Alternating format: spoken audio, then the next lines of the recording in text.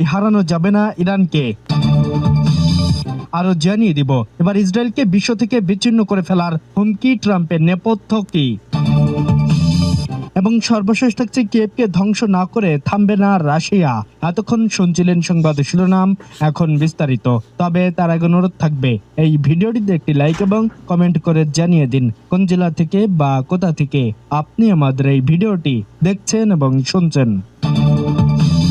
পারমাণবিক কর্মসূচির পাশাপাশি এবার প্রথাগত সমরাস্ত্রে বড় ধরনের প্রযুক্তিগত বিপ্লব ঘটিয়েছে উত্তর কোরিয়া। গত ইউক্রেন যুদ্ধ এবং সম্প্রতি ইরান যুদ্ধে আমেরিকার তৈরি হিমার্স রকেট সিস্টেমের বিধ্বংসী ও জাদুকরী পারফরম্যান্স বিশ্বজুড়ে আলোড়ন সৃষ্টি করেছিল।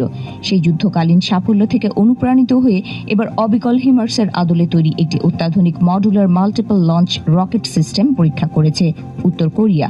গত 26 মে দেশটির সর্বোচ্চ নেতা কিম জং উনের সরাসরি উপস্থিতিতে এই বিশাল শক্তি প্রদর্শনী ও পরীক্ষা সম্পন্ন। উত্তর কোরিয়ার এই নতুন রকেট সিস্টেম একটি শক্তিশালী ট্রাকের চ্যাসিসের ওপর চাকাযুক্ত মোবাইল লঞ্চার হিসেবে তৈরি করা হয়েছে। এটি অত্যন্ত দ্রুততার সঙ্গে এক স্থান থেকে অন্য স্থানে যাতায়াত করতে পারে। এছাড়া নিখুঁত আঘাত হেনে নিমেষেই শত্রুর চোখ ফাঁকি দিয়ে লুকিয়ে পড়ার সক্ষমতা রাখে, যা হুবহু মার্কিন হিমার্স সিস্টেমের মতো। উত্তর কোরিয়া দীর্ঘদিন ধরে দক্ষিণ কোরিয়ার সীমান্তের কাছাকাছি বিপুল পরিমাণ 240 মিলিমিটারের রকেট মোতায়েন করে রেখেছে।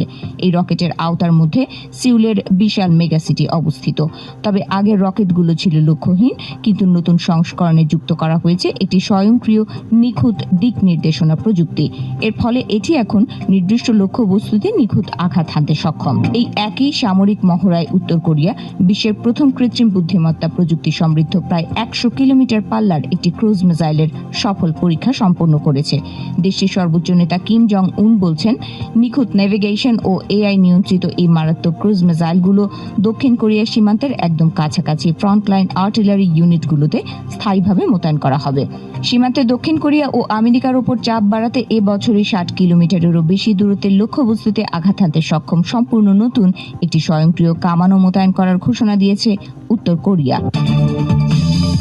ইরান যে অজেয় তা বোধহয় সবচেয়ে ভালো টের পেয়েছে যুক্তরাষ্ট্র, আর এবার তার সপক্ষে কথাও বললেন খোদ মার্কিন এক সাবেক প্রতিরক্ষা কর্মকর্তা। তার দেওয়া তথ্য যদি সত্যি হয়, তবে অধরায় রয়ে যাবে যুক্তরাষ্ট্রের প্রেসিডেন্ট ডোনাল্ড ট্রাম্পের স্বপ্ন। শুধু আকাশপথে হামলা চালিয়েই কি ইরানকে পরাজিত করা সম্ভব? যুক্তরাষ্ট্রের সামরিক অভিযানের কার্যকারিতা নিয়ে বিস্ফোরক মন্তব্য করেছেন সাবেক মার্কিন প্রতিরক্ষা কর্মকর্তা অ্যাডাম ক্লেমেন্টস। তার দাবি, বাস্তবতা হয়তো ওয়াশিংটনের প্রত্যাশার চেয়ে অনেক বেশি জটিল। শুধু বিমান হামলায় ইরানে বিজয় লাভ করা সম্ভব নয় বলে জানিয়েছেন এই সাবেক মার্কিন প্রতিরক্ষা কর্মকর্তা। তিনি জর্ডান ও ইয়েমেনে যুক্তরাষ্ট্রের কূটনৈতিক কর্মকর্তা হিসেবেও দায়িত্ব পালন করেছেন। সংবাদ মাধ্যম সিবিএস নিউজের মাধ্যমে জানা যায়, ক্লেমেন্টস জানিয়েছেন, ইরানের বিরুদ্ধে চালানো যুক্তরাষ্ট্রের সামরিক অভিযান শুধুমাত্র বিমান হামলার মাধ্যমে লক্ষ্য অর্জনের সীমাবদ্ধতাগুলোকে সামনে এনেছে। তিনি আরও জানিয়েছেন, যুক্তরাষ্ট্রের এই অভিযান সম্ভবত ইরানের কিছু ক্ষেপণাস্ত্র ও ড্রোন সক্ষমতাকে ব্যাহত করেছে। তবে ইরান তাদের এই ক্ষেপণাস্ত্রগুলোর কিছু অংশ